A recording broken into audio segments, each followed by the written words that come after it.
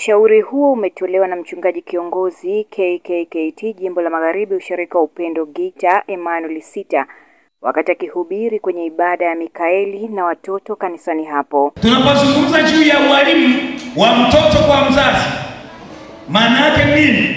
Mzazi anapaswa kumfundisha mtoto katika maadili ya Kikristo. Kumfundisha mtoto katika maadili ya Kikristo ni nini?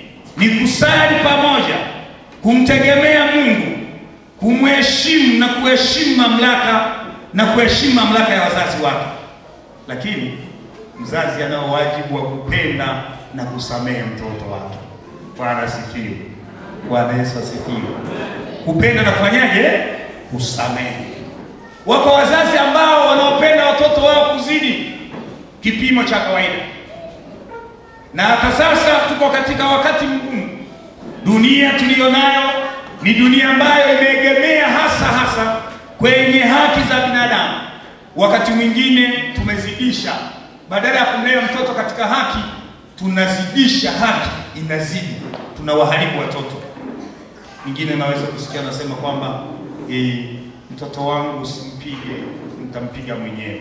Na ni kweli. Zamani haikuwa hivyo. Zamani mtoto alilelewa na watu wote. Alikuwa ni mtoto wa jamii. Bwana asifiwe. Bwana Yesu asifiwe. Jambo la pili, wazazi wanao wajibu wa kufundisha watoto neno la Mungu. Wanapokuwa nyumbani, wazazi wanatakiwa kuwa mstari wa mbele, kufungua Biblia, kufanya sala na maombi pamoja na watoto wao. Kitu ambacho saizi kwa utafiti mdogo niliofanya, wazazi wengi hawafanyi kwa sababu wanasingizia wako bize kutafuta pesa.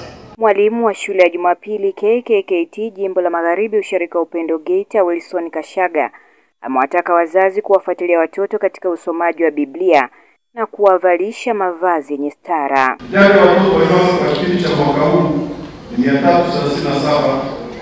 Mahudhurio yao katika ibada ya kwanza mahudhurio yao ni 150 na ibada ya pili ni 65. Jumla inakuwa ni 215. Kwa hiyo ukiangalia pale kuna watoto kama 122 hawahudhurii kwenye ibada za siku. Watoto kuvaa mavazi yasiyokuwa na utukufu, hasa wasichana, wazazi wanashauriwa kuwapa watoto mavazi yanayostahili. Baadhi ya wazazi wamekumbushana kuwa jukumu la malezi ya watoto ila wazazi wote, huku watoto wakiendelea kuomba kupatiwa malezi bora. Tunatambua kwamba watoto rafiki yao wa kwanza ni mzazi ama mlezi. Kwa ni jukumu letu sote kusimama kwa pamoja kama baba na mama kuhakikisha watoto wetu wanakuwa katika hali nzuri kimwili na kiroho na kiafya. Na katika kuyafanya hayo hata Mungu ametuelekeza kwamba tuwalee watoto katika njia ipasayo. Nao hawataiacha hata watakapokuwa wazee. Kwa ni jukumu la kila mmoja wetu kuhakikisha watoto wetu wanakuwa na ustawi, lakini wanaendelea kuimarika kiroho kwa kuwaleta kanisani. Naambia wazazi waache kuwanyanyasa watoto wao, kama kuwapiga hadi inaleta kifo. Waache. Kama mtoto anampa adhabu,